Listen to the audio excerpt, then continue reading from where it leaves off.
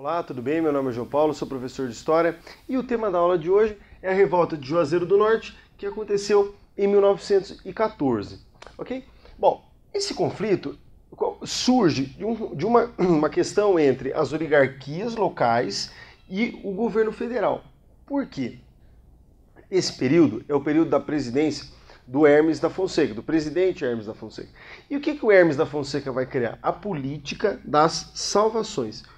O que era isso? O que era a política de salvações? Era uma proposta que o Hermes cria no seu governo, que era assim, ó, ele interferia num Estado quando esse Estado estava sendo perdido para a oposição. Interferia em que sentido? Ele nomeava outros governadores, nomeava prefeitos, nomeava deputados para que eles não deixassem de apoiar o Hermes da Fonseca. Então, por isso que nós chamamos políticas das salvações. Salvações do quê? Salvações dos estados, para que esses estados não passassem às mãos da oposição. E, obviamente, que esse conflito vai nascer dessa questão. Por quê? O Hermes da Fonseca estava entrando no domínio de quem? Das oligarquias da época no local. Por exemplo, Juazeiro do Norte é um exemplo disso. Aconteceram isso em outras localidades, mas a mais importante é a revolta de Juazeiro do Norte, por conta dessa chamada política das salvações. Qual é o personagem principal da revolta de Juazeiro do Norte? É o padre Cícero.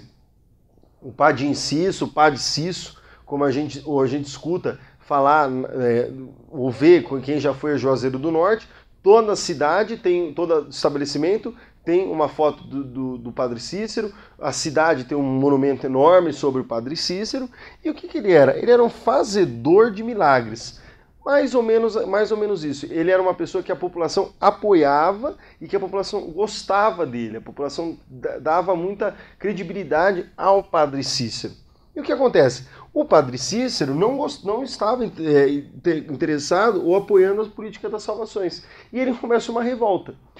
O povo o apoia e Juazeiro do Norte começa um levante popular contra a política das salvações e contra o governo do Hermes da Fonseca.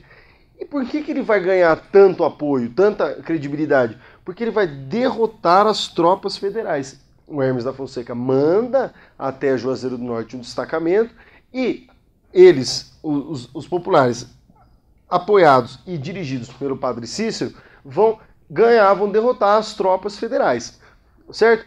O que vai acontecer? O Padre Cícero vai ser eleito vice-governador nas próximas eleições da época. O Padre Cícero vai ser eleito vice-governador, ainda no contexto da revolta de Juazeiro do Norte. Isso está totalmente inserido nesse contexto. Então ele ganha as tropas, ele instaura uma revolta e aí ele acaba sendo eleito vice-governador. O que ele vai fazer? Ele vai entrar em choque com o Hermes da Fonseca. Por quê? O governador da época, um cara chamado Franco Rabelo, vai ser o governador, ele vai ser o vice desse cara. Então ele vai na figura de vice-governador, ele começa a atacar o Hermes da Fonseca e dizendo que Juazeiro do Norte, a região de Juazeiro do Norte não tinha que estar sobre o domínio, sobre a política das salvações.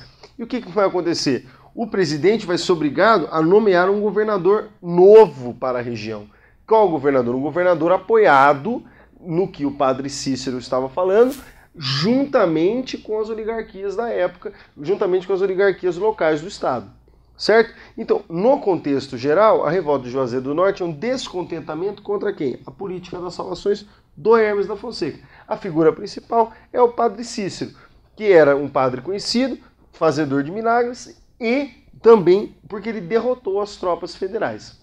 Muito obrigado pela atenção.